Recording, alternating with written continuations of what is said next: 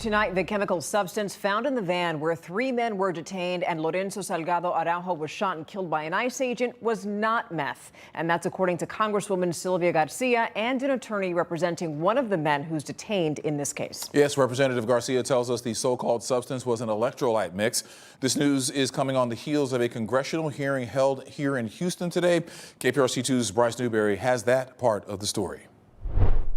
A lack of body camera video and transparency from federal investigators is fueling these growing calls for accountability and reform from Democratic lawmakers in Houston, with so many questions about ICE's use of deadly force against Lorenzo Salgado Araujo.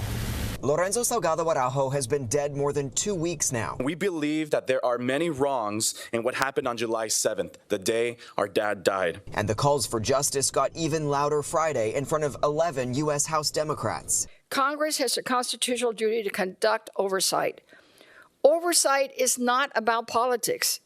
It's about accountability. The lawmakers from across the country in Houston pressing Harris County District Attorney Sean Tier for answers. DHS, OIG, and ICE have not divulged the shooter's identity. But still, Tier says key evidence hasn't been shared with state prosecutors. Surveillance video captured a brief pursuit. Salgado Araujo's van trailed by unmarked cars. I know my father would have stopped his vehicle immediately if ICE agents had clearly identified themselves. Then an officer shot Salgado Araujo in the right stomach area after ICE says he rammed a law enforcement vehicle and tried to run over officers who, according to the top federal prosecutor for the Houston area, may have been, quote, partially inside the van or immediately next to it. When innocent people in this country have been killed at the hands of federal immigration agents this year and during this term, it is a betrayal of families and communities. DHS has said Salgado Araujo, who's been in the U.S. for decades and was working to obtain his work permit, according to family, was not the intended target of the immigration operation.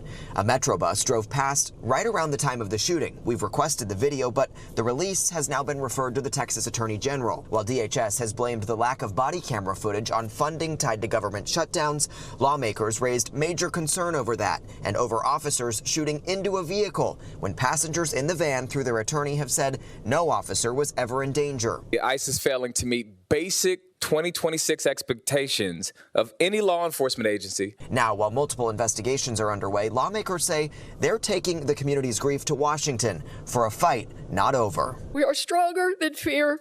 We are stronger than intimidation. We will keep fighting until justice is done. A highly unusual unsealed search warrant in this case revealed federal investigators suspected they saw small bags containing possible meth inside the van. Salgado Araujo's son told lawmakers that allegation is absurd, and now Congresswoman Sylvia Garcia as well as District Attorney Sean Tier's office both confirming no illicit substances were found inside of that van. In downtown Houston, I'm Bryce Newberry, KPRC 2 News.